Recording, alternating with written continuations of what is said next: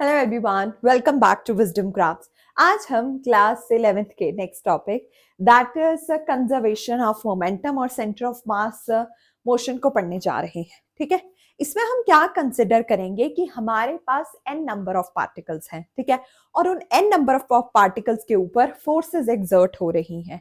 ठीक है, अब हमें ऐसा एक एक्सप्रेशन डराइव करना है जिसमें हमें पता चलेगा कि हमारा जो मोमेंटम है वो कंजर्व है। ठीक है, उसके लिए हमें क्या करना पड़ेगा, हमें n नंबर ऑफ पार्टिकल्स लेने पड़ेंगे। ठीक है, n नंबर ऑफ पार्टिकल्स लेंगे, n नंबर ऑफ पार्टिकल्स को लेकर देखेंगे कि उनमें कितनी फोर्स एक्सर्ट कर रही हैं। ठीक है, चलिए देखते हैं। कंसिडर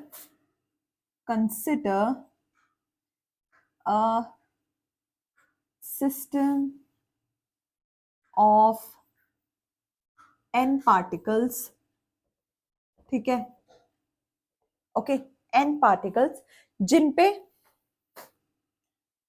let us suppose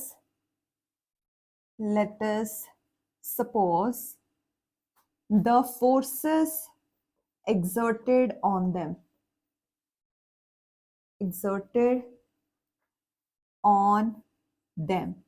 ठीक है, क्या exert करेंगी, F1 F2 like this, F1 F2 F3 up to so on Fn।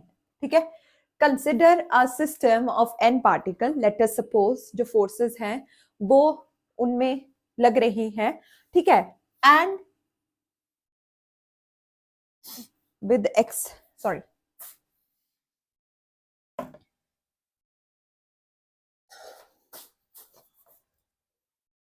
and produce acceleration।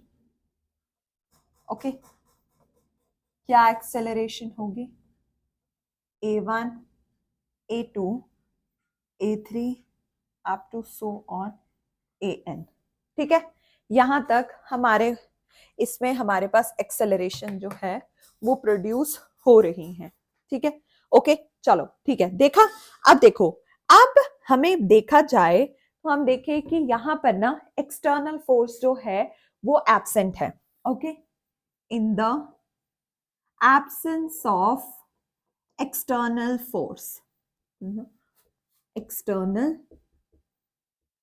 Force, ठीक है, तो यहां पर एक्सटर्नल फोर्स क्या है हमारे पास, 0। ठीक है, 0 तो मतलब क्या है, F1 plus F2 plus F3 up to so on Fn, okay, which is equal to 0। जब हमारे पास एक्सटर्नल फोर्स एब्सेंट ही है, ठीक है, तो उसमें हमारे पास क्या होगा कि हमारे पास जो टोटल फोर्स होगी वो 0 हो जाएगी। अब हमें पता है कि ये फोर्सेस का फॉर्मूला क्या होता है, M1 A1 plus M2 A2 plus up to so on Mn An which is equals to 0। ठीक है, आया समझ में, यहां तक आपको मैंने सिर्फ फॉर्मूलाज पुट किए हैं। अब मुझे पता है कि मैं इस एक्सेलरेशन को एक और तरीके से भी लिख सकती हूँ, कैसे, M1 d1 बाई dt, ठीक है, plus M2 dv2 by dt, ठीक है, plus up to so on dvn by dn which is equals to 0। ठीक है जी, ये आ गया मेरे पास। मैंने क्या किया, मैंने सिर्फ यहां पर इनकी वैल्यूज को पुट कर दिया। अब मैं क्या कर सकती हूँ, अब देखो कि मेरे पास डी डी कॉमन है, तो मैं क्या कर सकती हूँ, डी बाई डी टी को बाहर लिया, M1 V1 plus M2 V2 plus M3 V3 plus up to so on Mn Vn which is equal to 0। ठीक है, ये आ गया मेरे पास। आई होप आपको यहां तक तो अच्छे से समझ में आ गया हो।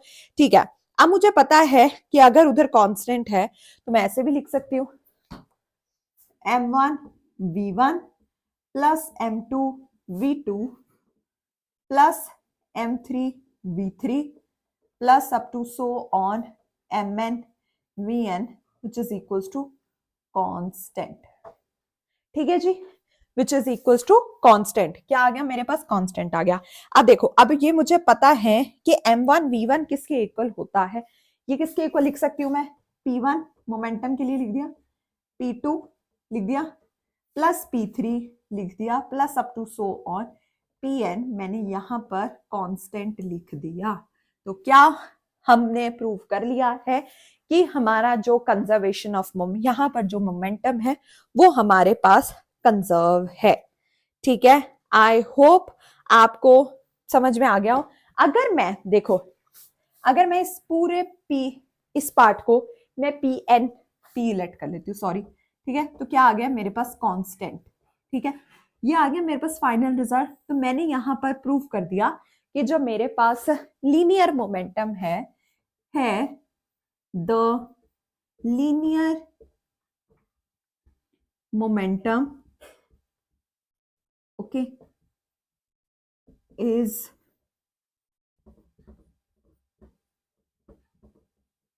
कंजर्व्ड। ठीक है जी, यहां पर मेरे पास क्या हुआ, लीनियर मोमेंटम जो है वो कंजर्व हो गया। ठीक है, आई होप आप